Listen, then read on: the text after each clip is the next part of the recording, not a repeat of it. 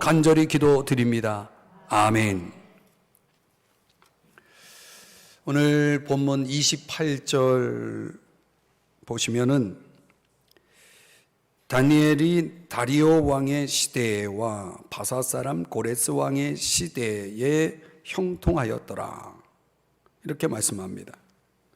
정확하게 말하면 다니엘은 신바벨론 제국, 그리고 메데 바사 제국 해서 적어도 세 개의 제국 시대를 거쳐서 오늘 본문에도 말씀하는 것처럼 그 각 제국에서 빛을 계속 발하는 그런 형통의 은혜를 누린 사람으로 소개하고 있습니다.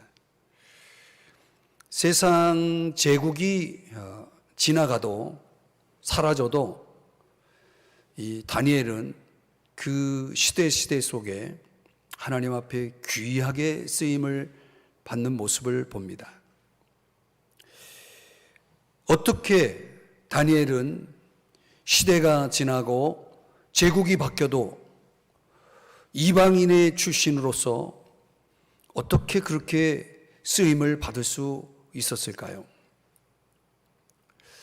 먼저는 그에게 하나님의 영이 있었다는 것입니다.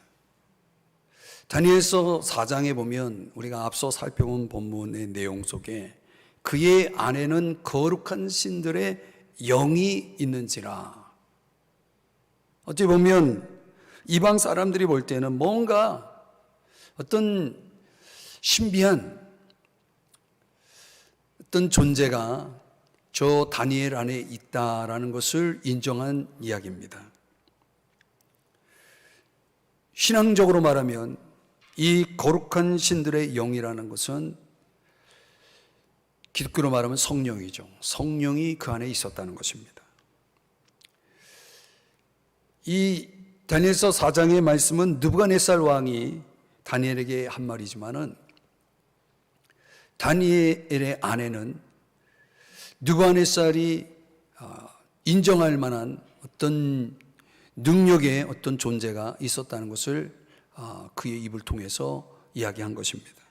다니엘에게 하나님의 영이 있었기 때문에 많은 위기가 있었어도 그것을 극복할 수 있었고, 또 왕의 음식을 거부할 수 있었고, 그건 다니엘 안에 있는 성령께서 그것을 원치 않기 때문에 다니엘이 그것을 거부한 것입니다.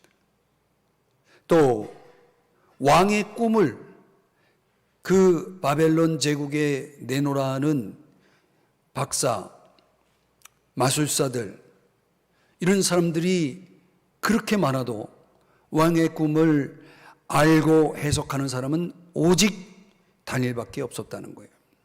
이것은 다니엘 안에 하나님의 영, 성령이 계셨기 때문인 것입니다. 다니엘이 이 세 시대를 거쳐 진리의 빛을 발할 수 있었던 비결은 그의 안에 성령이 있었기 때문이라는 것이죠. 또 우리가 6장을 지금 보고 있는데 3절에 보면 그의 마음이 민첩하였다. 민첩하여, 야티르라고 하는 단어인데 뛰어나다는 거예요. 아주 탁월하다는 거죠. 그러니까 그 세 시대를 거쳐서 이렇게 놀랍게 쓰임받을 수 있었던 비결의 두 번째는 그에게는 민첩한 마음이 있었다는 거예요. 아주 탁월한 마음이 탁월했다는 거예요. 그러니까 뭐 때문에 그렇게 탁월했느냐? 그가 행정력을 발휘할 때에 얼마나 지혜롭고 지식이 많았는지를 성경이 증거합니다. 그래서 그런 탁월함이 주변 사람들에게는, 왕을 섬기는 주변의 그 관리들에게 있어서는 시기의 대상이 되기까지도 했다는 거예요. 얼마나 지혜롭고 얼마나 지식이 많은지요. 이런 마음의 민첩함이 그의 행정력을 탁월하게 만들었다는 거죠. 우리가 믿음의 사람으로서 하나님이 이런 탁월함을 저와 여러분에게도 주실까요? 여러분들이 여러분을 너무 스스로 겸손하게 생각해서 나하고는 상관이 없다 이렇게 하실지 모르겠는데, 여러분들이 우리 서로를 그렇게 축복했으면 좋겠습니다. 또 여러분들의 자녀들을 위해 기도할 때도 우리 자녀가 마음이 민첩한 아이가 되게 해달라고 기도할 때 그 의미를 여러분이 아니까 그렇게 기도할 수 있겠죠. 또 우리가 어떻게 새 시대를 거쳐서 그 진리의 빛을 발하면서 하나님께 귀하게 그 시대 속에 귀하게 쓰임을 받을 수 있었느냐, 우리가 한 가지 더 그 이유를 찾아보면 그는 본문 6장 4절에 보면은 충성되어라는 단어가 나옵니다. 충성되어, 아만이라고 하는 단어인데요, 뜻이 여러 가지로 번역될 수 있는 거예요. 아주 신실하다, 또 확실하다, 정직하다, 또 믿음직스럽다, 이런 뜻을 가지고 있는 겁니다. 왜 그는 충성되어라고 그렇게 평가를 받을 수 있었느냐? 이런 특징들인 거예요. 아주 신실하고 확실하고 믿음직스럽고. 뭘 통해서 이런 평가를 받았냐면 그에게 뭘 맡겨도 믿음직스러운 거예요. 얼마나 신실한지 그 일들을 잘 감당하는 거예요. 맡겨진 일을 그렇게 성실히 하는 사람은 다니엘을 넘어서는 사람이 없어요. 다니엘을 능가할 사람이 없었다는 거죠. 그가 충성돼요. 그 충성됨이 아무 그릇됨도 없고 아무 허물도 없었더라. 이게 어떤 윤리성, 도덕성을 뒷받침할 만큼의 그런 충성됨이었다고 성경이 말합니다. 신약으로 말하면 바울 서신 골로새서의 말씀으로 따지면은 이런 모습이지 아니었을까요? 한번 우리 22절, 23절의 말씀 한번 같이 자막을 보면서 읽어보겠습니다. 시작. 종들아, 모든 일에 육신의 상전들에게 순종하되 사람을 기쁘게 하는 자와 같이 눈가림만 하지 말고 오직 주를 두려워하여 성실한 마음으로 하라. 23절. 무슨 일을 하든지 마음을 다하여 주께 하듯 하고 사람에게 하듯 하지 말라. 아멘. 이런 거죠. 그러니까 사람을 기쁘게 하는, 왕을 기쁘게 하려고 한 것이 아니라 다니엘은 지금 누구를 섬기고 있냐면 주님을 섬기고 있는 거예요. 사람이 볼 때는 열심히 하는 척하고 사람이 보지 않을 때는 그냥 대충 하고, 이런 건 눈가림이죠. 오직 주님을 두려워해서, 주님은 불꽃 같은 눈으로 우리의 모든 일거수일투족을 다 지켜보고 계시는 분이잖아요. 그러니까 내가 어떤 일을 해도 그 일을 주께 하듯 하는 그런 태도를 가지고 열심히 아주 성실하게 맡은 일들을 감당했다는 거예요. 그게 왕의 마음에 쏙 들 수밖에 없죠. 여러분, 우리가 세상에서 살아갈 때에도 마찬가지예요. 사실은 우리가 이런 세상의 상전들, 어떻게 보면 우리에게 있어서는 어떤 고용주와 같은 역할을 하는 그런 위치에 있는 사람들 앞에서 우리가 어떤 일을 맡아서 일을 할 때 우리가 그런 자세로 일을 하면 그 사람은 어떻든 사람들의 눈에 띄게 되고 또 주목을 받을 뿐만 아니라 인정을 받게 되는 거죠. 어떻든 이방인의 왕이, 그 왕들의 눈에도 이 다니엘만큼 좋은 사람이 없었던가 봅니다. 어떻든 그 세 시대에 걸쳐서 그는 정말 누가 보더라도 크게 성공한 사람이었다는 것을 알 수가 있습니다. 이런 장점을 가지고 오늘 28절을 다시 한번 들여다보면 이 한 단어로 요약을 하고 있습니다. 28절에 보면 다니엘이 형통하였더라. 이 형통하였더라라는 단어로 그의 삶을 한마디로 요약하고 있는 것입니다. 저는 이 28절을 묵상하면서 이 형통이라는 단어를 좀 깊이 생각하면서 묵상을 해보았습니다. 그리고 이 6장을 마무리하고자 합니다. 형통하였다. 우리가 조금 전에 불렀던 찬송, 제가 분명히 그 찬양을 하자고 384장을 줬는데 이 390장을 자꾸 하자고 그래가지고 제가 그걸 안 바꾼 이유가 그 단어가 거기 나오기 때문에. 그 무슨 내용이죠? 가사가 무슨 일을 만나든지 그 단어가 나와서 내가 그 찬양을 하자고 그랬는데 참 우리 부목사님도 말도 되게 안 들어. 하여튼 이 형통이라는 단어가 우리 신앙인들에게 있어서는 참 친숙한 단어고 참 좋은 단어죠. 그렇죠? 우리의 인생이 형통했으면 좋겠다. 불통한 것보다는 형통이 낫겠죠. 이 형통이라는 단어는 이 6장은 아람어로 기록된 성경입니다. 아람어 동사로 따지면은 첼라흐라고 하는 단어인데 이 첼라흐라고 하는 단어가 무슨 뜻이냐면 이런 뜻이에요. 전진하다, 증진하다, 번영하다.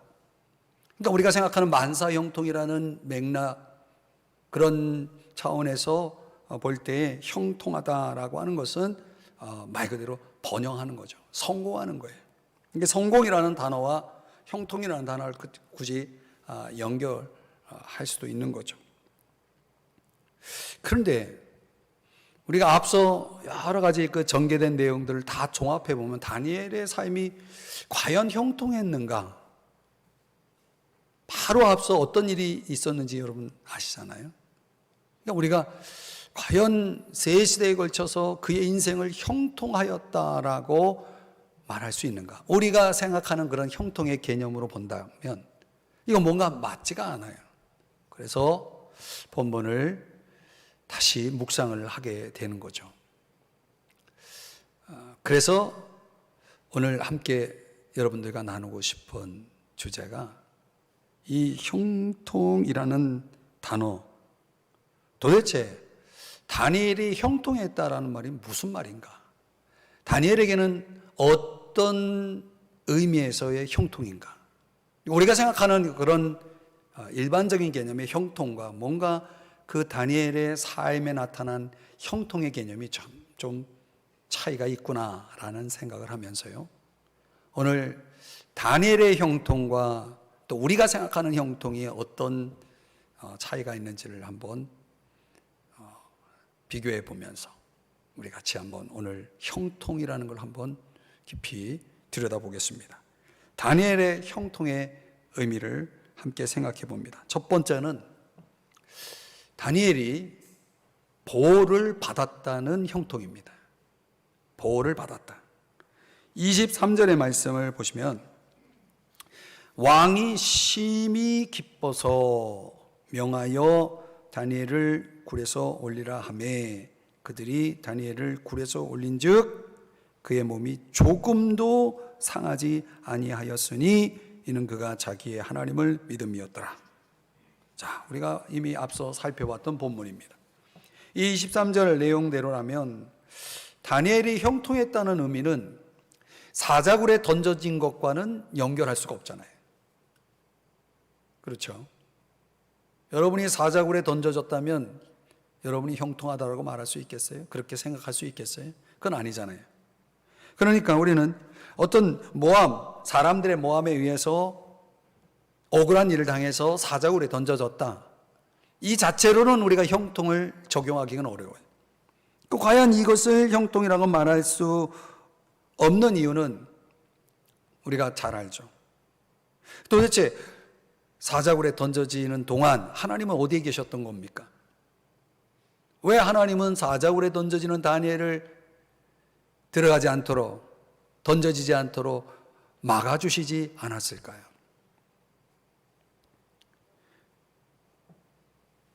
하나님이 다니엘을 진정 축복하셨다면 그래서 다니엘의 인생을 형통하게 만들어 주셨다면 아예 사자굴에 던져지는 것을 막아 주셔야 하지 않았을까요? 우리가 이런 질문을 한번 던져보고, 인간적으로는 억울하지만 그 결과 속에서 들여다보면 사자굴에 던져진 것은 누구 때문입니까? 사실은 다니엘 때문이에요. 왜요? 이건 다니엘의 선택이었어요. 왕이 분명히 금령을 내렸거든요. 그 신상, 왕을 대표하는 그 신상 앞에 절하지 아니하고 다른 신에게 무엇을 구하는 자는 어떻게 될 것이다, 분명히 경고했고 명령을 내렸거든요. 그걸 모를 리가 없잖아요. 다니엘이 그 내용을 알고도 그는 왕의 명령을 어겼거든요. 그러니까 이건 완전히 다니엘의 선택인 거예요. 신약적으로 말하면 그는 좁은 문으로 들어가기를 선택한 것입니다. 십자가예요. 십자가의 길을 걸어간 것입니다. 만약 다니엘이 다른 동료들과 타협을 했거나 좀 주변의 다른 관리들과 좋은 관계를 유지하기 위해서 자기의 어떤 신앙적인 신념들을, 어떤 결단들을 좀 양보를 했다거나 잠시 금령이 좀 완화될 때까지 기도하는 것을 멈추었거나 이렇게 할 수도 있었잖아요. 그런데 이렇게 하지 않은 이유가 뭡니까? 이게 다니엘의 선택이에요. 다니엘이 좁은 길을 가기로 선택을 한 거예요. 다니엘은 오직 하나님을 기쁘시게 하는 것이 자기가 살아가야 할 삶의 원칙이라고 결정을 한 겁니다. 그는 오히려 금령이 선포되기 전보단 더 깊이 하나님을 찾았고 더 깊이 하나님과 교제하고 하나님께 기도를 드렸다라고 볼 수도 있습니다. 그 결과 때문에 어떻게 된 거예요? 사자굴에 던져진 거예요. 이건 순전히 다니엘이 선택한 결과입니다. 예수님께서 뭐라고 말씀하십니까? 마태복음 5장 10절 말씀을 다 같이 읽어볼까요? 시작. 의를 위하여 박해를 받는 자는 복이 있나니 천국이 그들의 것임이라. 그러니까 의를 위하여 박해를 받는 자가 된 것입니다. 다니엘의 형통한 삶은 고난이 없는 삶이 아니었다는 거예요. 우리가 아는 대로 많은 고난이 있었어요. 왕의 진미를 거부해야 하는, 그것으로 인해서 정말 목숨이 날아갈 뻔한 그런 위기를 겪어야 했고요. 그 이후로도 우리가 앞서 살펴본 사자굴에 던져진 내용도 마찬가지죠. 그런 많은 고난을 겪었지만은 그런 다니엘에게 하나님이 함께 하셨고 하나님이 개입하셨고 마침내 사자굴에 던져진 다니엘이 그의 몸이 조금도 상하지 않도록 어떻게 했어요? 보호해 주셨다는 거예요. 그런 차원에서 주님이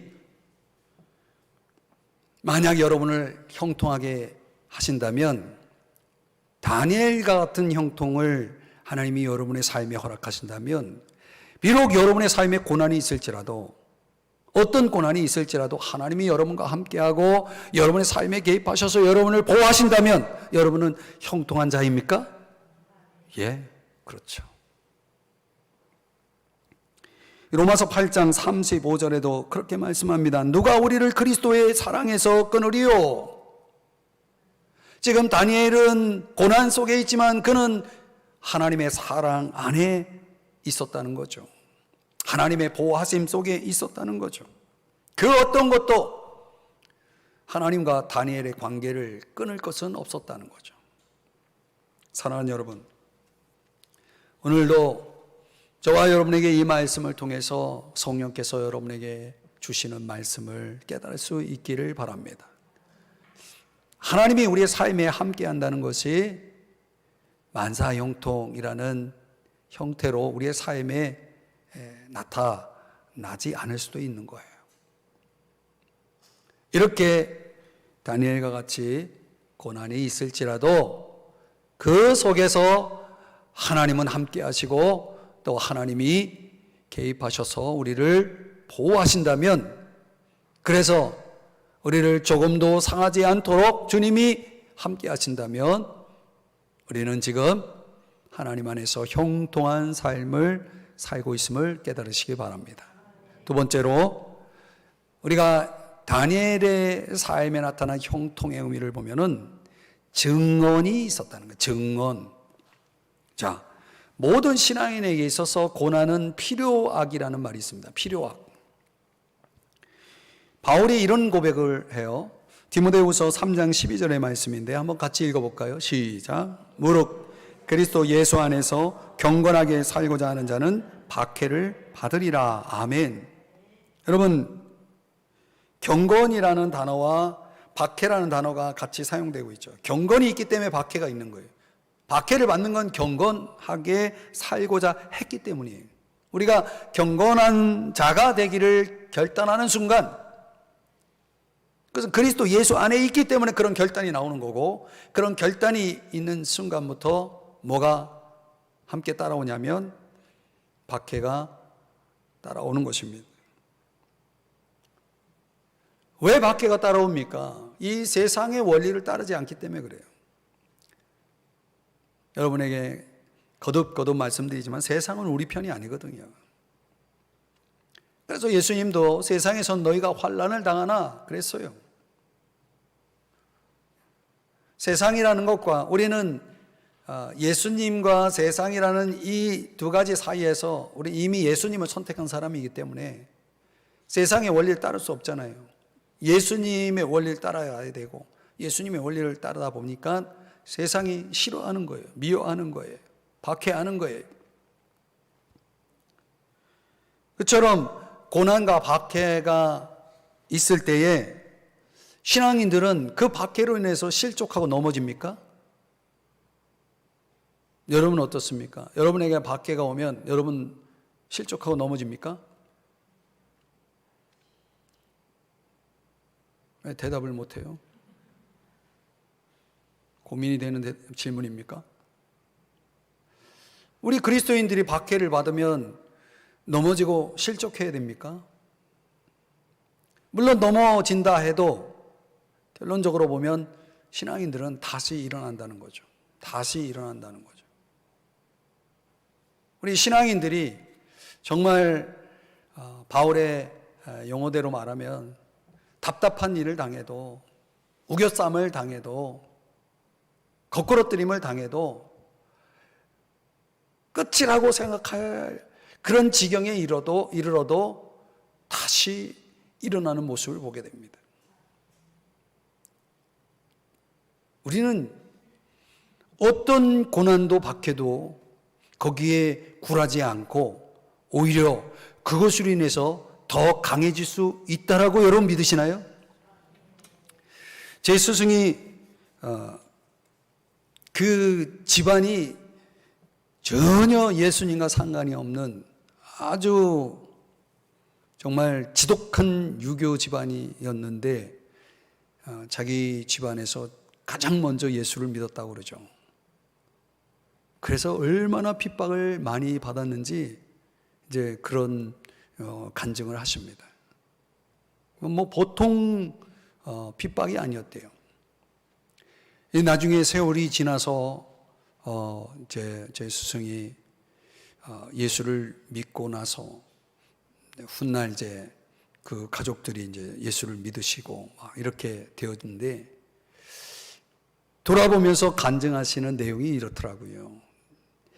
만약 우리 가족들이 자기를 핍박하지 않았다면 자기는 지금의 전도자가 될 수 없었을 것이라고 하는 간증을 하더라고요. 저는 그 간증을 들으면서 개인적으로 깊은 깨달음을 얻게 되었습니다.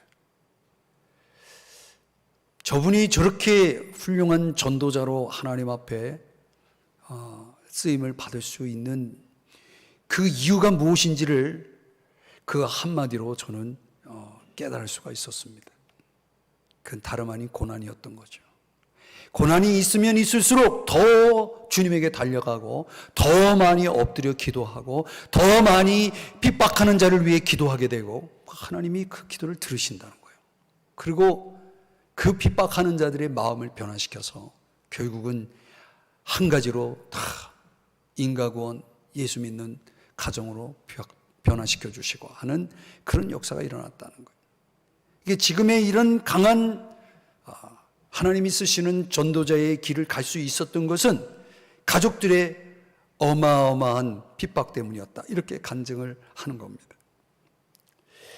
그렇습니다, 여러분.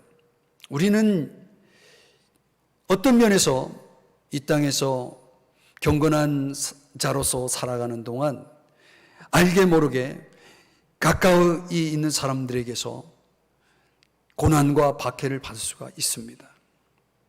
그런 그 고난과 박해 때문에 넘어지고 좌절하고 주저앉는 것이 아니라 오히려 그것으로 인해서 우리는 다시 일어나는 겁니다. 다시 일어날 뿐만 아니라 그 가운데서 그 이유를, 자신이 왜 그런 고난과 박해를 받는지에 대한 이유를 발견하게 됩니다. 더 나아가서 그런 경험을 이제 사람들에게 뭐 하게 되냐면 증언하게 되는 것입니다. 증언. 다른 말로 설명하면 간증이라고도 말할 수 있겠죠.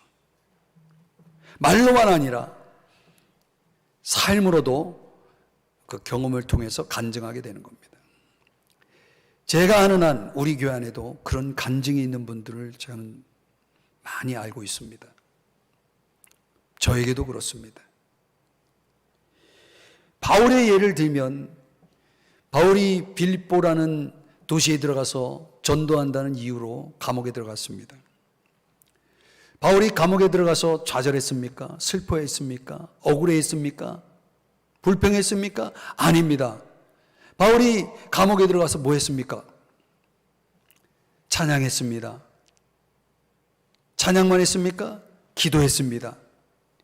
그 찬양의 소리, 기도의 소리를 누가 들었습니까? 그 감옥 안에 있는 많은 사람들이 들었을 뿐만 아니라 그 감옥을 지키는 간수가 들었습니다. 그리고 그 간수는 후에 어떤 일이 일어났습니까? 그에게 일어난 일이 뭡니까?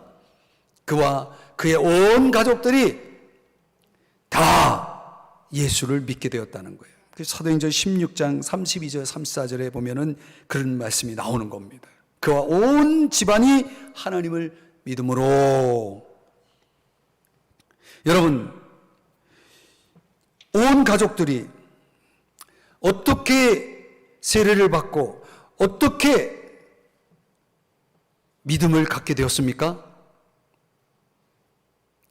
바울이 감옥에 들어갔기 때문이에요.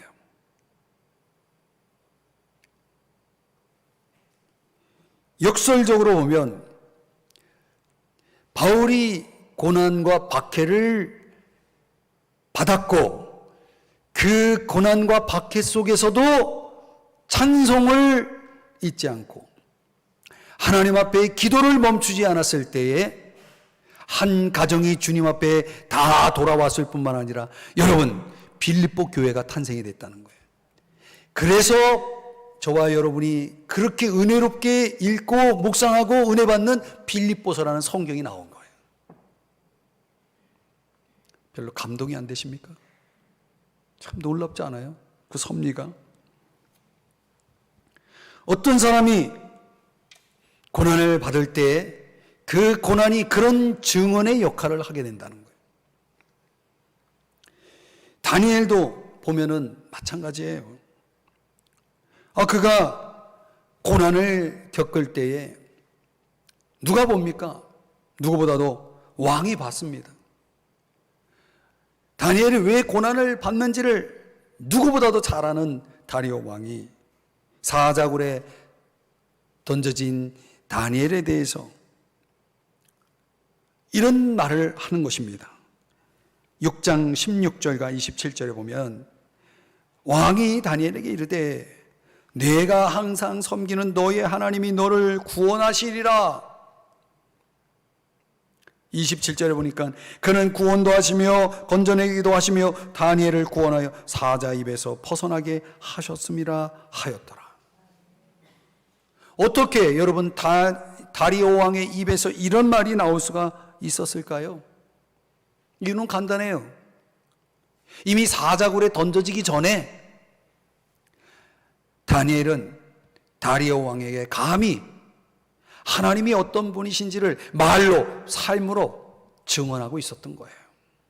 그걸 증명이라도 하듯이 사자굴에 던져진 다니엘이 이제 그 구원의 하나님, 그가 입으로, 삶으로 다리오 왕에게 증언했던 그 말을 그대로 다리오 왕이 이루어지는 것을 본 것이에요. 사랑하는 여러분,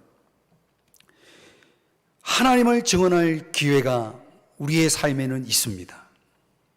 물론 말로도 있고 삶으로도 있습니다. 그런데 그게 언제 진가를 드러내느냐? 다니엘의 경우는 사자굴에 던져졌을 때 그걸 드러났던 거예요. 오늘 내가 고난 속에 있을 때 내가 그동안 한 말들, 내가 그동안 삶으로 보여줬던 것들이 결정적으로 내 삶을 통해 증명해 보여주는 기회가 되어진다는 사실이에요. 이건 참 놀라운 섭리가 아닐 수가 없습니다. 그러니까 다니엘의 형통한 삶은 삶 속에서 하나님을 증언할 기회를 얻은 것뿐만 아니라 결과적으로 그 한 나라의 왕 다리오 왕에게 결정적으로 믿음의 영향력을 끼칠 수 있는 기회를 얻었다는 사실이죠. 한 나라의 왕에게 영향력을 끼치는 그런 인생을 살았다면 여러분 형통한 거 아닙니까? 여러분이 만약 누군가의 인생에, 누군가의 가정에 여러분이 그런 선한 영향력을 끼칠 수 있는 그런 증언의 인생을 살아간다면 여러분 형통한 거 아닐까요? 아멘을 하시려면 좀 큰 소리로 좀 아멘을 좀 하세요. 이사야 55장 11절 말씀 다 같이 읽어보겠습니다. 시작. 내 입에서 나가는 말도 이와 같이 헛되이 내게로 되돌아오지 아니하고 나의 기뻐하는 뜻을 이루며 내가 보낸 일의 형통함이니라. 여기 또 형통이라는 단어가 나와서 여러분에게 소개합니다. 내가 보낸 일의 형통함이니라. 결국 증언이라는 것, 하나님께서 주신 말씀을 대언하고 전하고 삶으로 보여주고 하는 이런 모든 것들은 결국은 하나님이 기뻐하시는 뜻을 이루는 거예요. 이것이야말로 진정 형통인 것입니다. 오늘 저와 여러분이 다니엘처럼 증언하는 인생을 통하여 형통을 누릴 수 있기를 주의 이름 축복합니다. 마지막 세 번째는 승리입니다. 다니엘의 형통의 의미는 승리였다는 거예요. 우리는 그의 승리를 세 가지 차원으로 구분해 볼 수 있어요. 먼저 사자굴에 던져진 다니엘인 승리의 인생을 보여줍니다. 여러분, 사자굴에 던져진다는 건 얼마나 끔찍한 일입니까? 그런데 성경 이 다니엘서 6장을 읽어보면 어디에도 다니엘이 사자굴에 던져지는데 반항하거나 억울해하거나 울부짖는 그런 어떤 거부 반응이 전혀 드러나지 않고 있어요. 어찌 보면은 사자굴에 던져지는 다니엘은 오히려 자기 발로 당당하게 그 굴 속으로 들어간 것처럼 오늘 성경이 보여줍니다.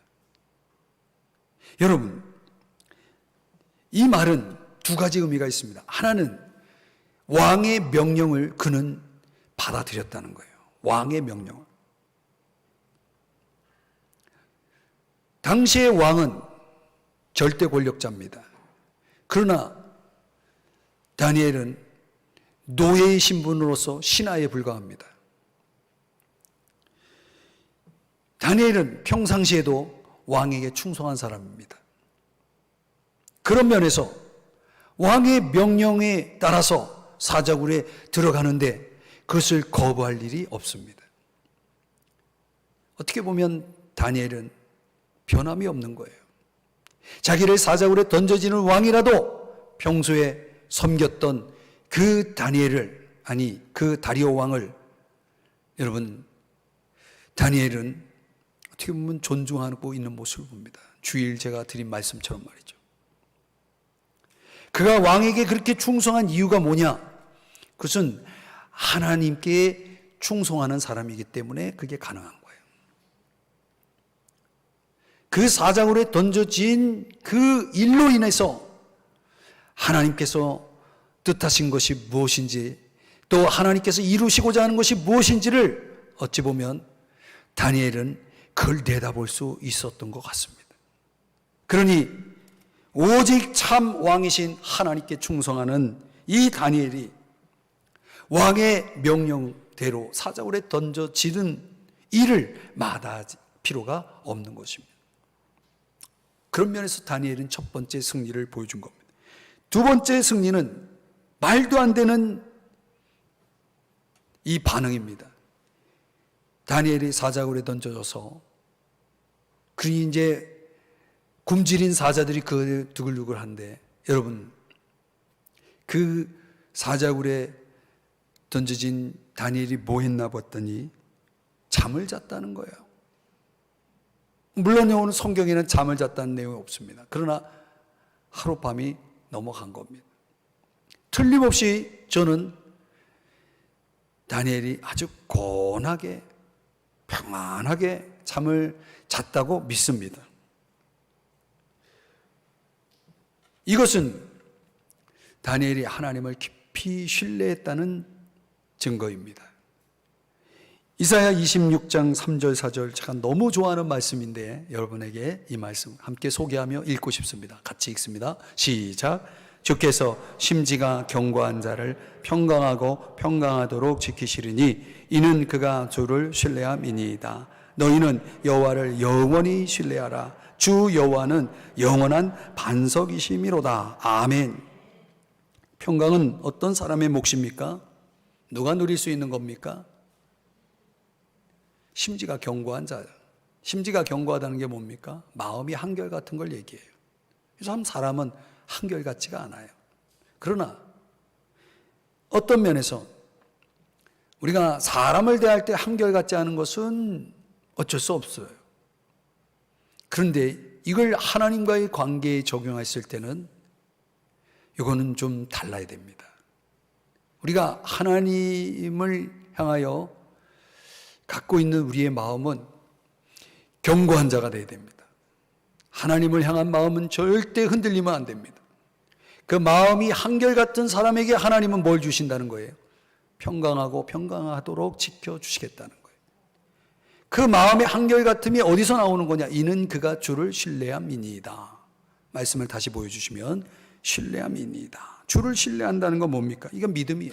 바로 이게 믿음이거든요. 여러분 사도행전 12장 6절에도 베드로가 당장 내일이면 사형을 당하는 판인데 지금 뭐 하고 있는가 보니까 누워 잤다 그랬어요. 그때 그 불편한 쇠사슬에 매여 있는 그 몸을 하고서 그렇게 잠을 잤다는 거예요. 얼마나 곤히 잤는지 막 흔들어 깨우느라고, 천사가 흔들어 깨우느라고 얼마나 고생했습니까? 이게 믿음 아니겠습니까? 다니엘이 사자들 속에서도 평안을 누리고 잠을 잘 수 있었다. 이거야말로 승리인 것입니다. 그는 흔들리지 않았다는 거죠. 그는 여전히 주를 신뢰했다는 거죠. 그는 여전히 믿음을 가지고 있었다는 거죠. 어떤 상황에서 우리의 믿음이 흔들리고 우리의 믿음이 실종될 수 있다면 우리는 그것은 패배입니다. 세 번째 승리라고 할 수 있는 것은 뭐냐면, 결정적으로 이튿날 새벽에 왕이 그 굴에 가보니 20절에 보니까 왕이 이렇게 외치죠. 능히 너를 구원하였느냐 하자 다니엘이 승리에 가득한 목소리로, 우렁찬 목소리로 대답합니다. 왕에게 아뢰되 왕이여 원하건대 왕은 만수무강하옵소서. 나의 하나님이 이미 그의 천사를 보내어 사자들의 입을 봉하셨으므로 사자들이 나를 상해하지 못하였사오니 이는 나의 무죄함이 그 앞에 명백함이오며 또한 또 왕이여 나는 왕에게도 해를 끼치지 아니하였나이다 하니라. 이 얼마나 승리로 가득한 간증이라고 말하지 않을 수가 있겠습니까? 어떻게 보면 이 간증 속에 지금 자기를 굴에 던져놓은 왕을 향해서 뭐하고 있어요? 축복을 빌고 있어요. 만수무강하옵소서. 이 당당한 승리가 어떻게 가능했느냐? 오늘 23절에서 이렇게 말합니다. 이는 그가 자기의 하나님을 믿음이었더라. 할렐루야. 오늘 저와 여러분에게도 이런 믿음이 있기를 축복합니다. 믿음이 승리의 열쇠입니다. 히브리서 11장 33절에 히브리 기자가 믿음으로 사자들의 입을 막았다. 이 다니엘의 이 사건을 그렇게 해석을 합니다. 그건 순전히 믿음 때문이었다. 믿음이라는 것은 우리에게 이렇게 이김을 주는 열쇠임을 말씀합니다. 요한일서 5장 4절에도 세상을 이기는 승리는 이것이니 우리의 믿음이라고 말씀을 합니다. 다니엘은 믿음으로 승리를 경험했습니다. 오늘 저와 여러분에게도 세상을 이기는 믿음이 있기를 주의 이름으로 축복합니다. 그 믿음이란 바로 다니엘에겐 형통이었던 거죠. 형통한 삶의 비결이었던 거죠. 믿음으로 승리하는 것이야말로 사랑하는 여러분 형통한 삶임을 믿으시기 바랍니다. 믿음이 뭡니까? 히브리서 11장 6절에 말씀하는 것처럼 하나님이 살아계시는 걸 믿어야 되는 거예요. 그게 믿음이에요. 하나님이 살아계시다는 것을 인정하는 것, 그게 믿음입니다. 그리고 하나님을 찾는 것이 믿음입니다. 그리고 하나님을 찾는 자가 하나님께서 역사하심으로 상을 얻을 것을 또한 믿는 것, 그게 믿음입니다. 사랑하는 여러분, 오늘 이 밤에 우리가 모인 이유가 뭡니까? 이 믿음 때문에 이 자리에 계시는 줄 믿습니다. 하나님 앞에 나오는 자는 하나님 앞에 예배하기 위해서 나오는 거고 하나님 앞에 기도하기 위해서 나오는 거예요. 그래서 성전, 하나님의 교회는 뭡니까? 만민이 기도하는 집이에요. 그럼 오늘 이 금요기도회 같은 이런 기도의 자리가 오늘 하나님이 기뻐하시는 자리가 아니겠습니까? 오늘 이 자리에 계신 여러분들이 믿음을 가지고 이 자리에 있다면 반드시 여러분에게 하나님은 상을 주실 것을 믿으시기 바랍니다. 이제 말씀을 정리해 봅니다. 창세기 39장 2절에 보면 요셉을 향해서 이렇게 요약합니다. 그가 형통한 자가 되어. 여러분, 다니엘의 삶이 오늘 성경 28절에도 동일하게 형통한 자가 되었다라고 말씀하고 있습니다. 오늘 저와 여러분도 마찬가지로 요셉처럼 다니엘처럼 형통한 자가 될 수 있기를 주의 이름으로 축복합니다. 하나님의 보호하심이 여러분의 인생 속에, 여러분이 비록 고난 속에 있을지라도 함께 하시며 여러분을 보호해 주실 것을, 그 형통을 믿으시기를 주의 이름 축복합니다. 여러분, 삶의 기회가 있을 때마다 여러분을 통해서 누군가는 선한 영향력을 받게 되고, 그래서 누군가가 하나님을 알게 되고 하나님 앞에 나올 수만 있다면 여러분의 인생은 진정 형통임을 믿으시기를 바랍니다. 여러분, 오늘 다니엘이 보여준 것처럼 어떠하든지 저와 여러분은 하나님을 믿으셔야 됩니다. 하나님의 선하심을 믿으셔야 됩니다. 하나님의 사랑을 믿어야 됩니다. 하나님이 합력하여 선을 이룰 것을 믿으셔야 됩니다. 그래서 여러분이 하나님을 계속적으로 신뢰하고 믿는다면 하나님은 여러분에게 평안을 주실 것입니다. 여러분을 승리케 하실 것입니다. 여러분에게 상을 주실 것입니다. 오늘 그 믿음으로 다니엘처럼 한평생은 형통한 자로 살아가십시다. 기도하겠습니다. 오늘 이 시간 말씀을 생각하면서 우리 합심하여 기도할 때 여러분, 혹 우리의 현실이 내가 아무리 생각해도 형통한 삶이 아니라 생각할지 모르겠습니다. 그러나 오늘 성경적인 차원에서 다니엘의 삶의 모습 속에서 저와 여러분 형통의 의미를 깨닫고 다시 한번 요셉처럼 다니엘처럼 형통한 자로 살겠노라고 하는 이런 기대와 소망과 믿음을 가지고 하나님 앞에 보았음과 또 하나님을 증언함과 또 하나님이 주시는 그 승리의 간증이 오늘 우리 인생 속에 펼쳐질 수 있도록, 함께 할 수 있도록 하나님 앞에 간절히 한번 기도하십시다.